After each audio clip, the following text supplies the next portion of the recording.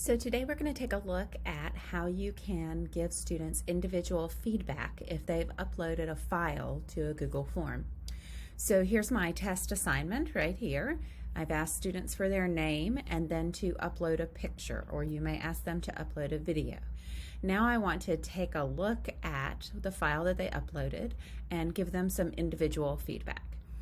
In order to do that, I'm going to go to Responses right here and click on Responses. And typically it goes to a summary of all the responses at first, where you can look at some different grids of information. That's helpful if you're trying to collect data or see how many students got a question right or wrong, but we want to give individual feedback. So I'm going to move over here to the right to Individual, and you can see each student who's responded. I collected email addresses on this form, so here's the email address of the first person who responded. That would be me. If more people had responded, they would show over here. This is response 1 of 1. If there were 100 responses, it would be 1 of 100. And you can use this little arrow to move on to the next response. So on my test quiz, I responded, "What's your name?" and I uploaded a picture. So now I want to take a look at the picture and add some individual feedback. So I'm going to click on the picture, and you can see it popped up in a new tab. It just happens to be our logo right there, which I did not create.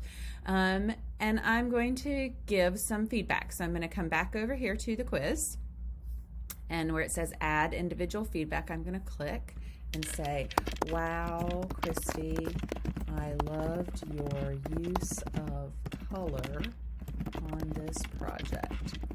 The blue and the orange, really complemented one another." And then I'm going to click Save. And you'll see down here at the bottom it says edits are pending. I'm going to click Save right there. Now the student cannot see the response yet until I hit Release Score right here. And you can wait until you've graded several and release all the scores at one time. So I'm going to release score, because you see a box for all respondents. And if I wanted to put a little message, I didn't give them any grade, so there is no grade on this assignment. Click View Score to see my feedback to you. Send emails and release. And you'll see that up here in my email box, I have received Score Release Test Quiz. There is no grade on this assignment. Click View Score to see my feedback to you. Oh, I should have said click View, because it says View, not View Score.